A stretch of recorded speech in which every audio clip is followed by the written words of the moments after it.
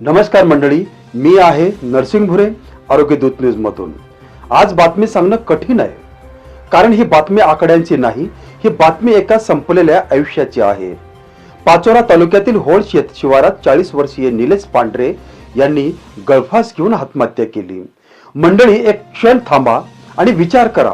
हा माणूस वाईट नव्हता, तो गुन्हेगार नव्हता, तो फक्त मनाने हारलेला होता. आज आपण म्हणतो जो चूक करतो तो फाशी घेतो, पण खरं सांगू का, आत्महत्या करणारा माणूस कमजोर नसतो, तो एकटा पडलेला असतो. आज त्या घरात एक वृद्ध आई आहे, जिच्या डोळ्यासमोर आयुष्यभर न भरून येणारी पोकळी उभी आहे. म्हणूनच मी हात जोडून सांगतो, कोणीही आत्महत्यासारखं टोकाचं पाऊल उचलू नका. तणाव आहे, दुःख आहे, पण उपाय आहे. एक फोन करा, कोणाशी तरी बोला. 14 416 आत्महत्या प्रतिबंधक हेल्पलाईन. आयुष्य अनमोल आहे. एक पाऊल थांबा आणि जगणं निवडा. आरोग्य दूत न्यूज तुमच्या सोबत आहे.